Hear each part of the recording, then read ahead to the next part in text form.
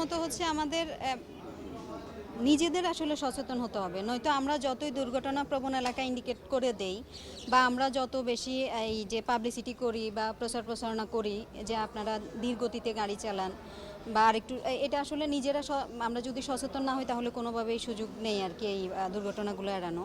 আর যেহেতু হাইওয়ের রাস্তা, এখানে আসলে স্পিডের একটা বিষয় থাকে, সেক্ষেত্রে আজকে যে অ্যাক্সিডেন্টটা হলো এটা পণ্যবাহী একটা গাড়ি প্লাস সেখানে যাত্রীও নিয়েছে। তো পণ্যের ভার প্লাস আবার যাত্রী সব মিলিয়ে আজকের অ্যাক্সিডেন্টটা আসলে এটা মানে কোনোভাবে আমার মনে হয় ঠেকানো যেত না আর কি।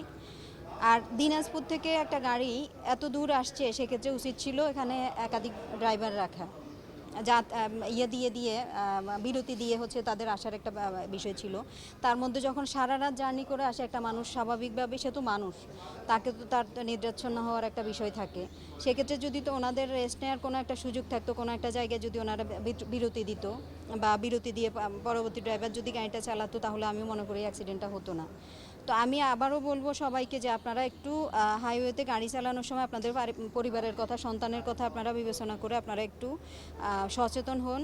আর গাড়ির মালিক যারা আছেন আপনাদেরকে বলবো যে আপনারা খরচ বাঁচানোর জন্য পণ্যবাহী ট্রাকে যাত্রী বোঝাই না করে বা আপনাদের সমস্ত বিষয় একটা জায়গায় চাপিয়ে না দিয়ে মানুষের প্রতি সদয় হয়ে আপনারা যদি একাধিক গাড়ি আজকে ভাড়া করতেন তাহলে প্রাণগুলো আজকে জড়ে যেত না।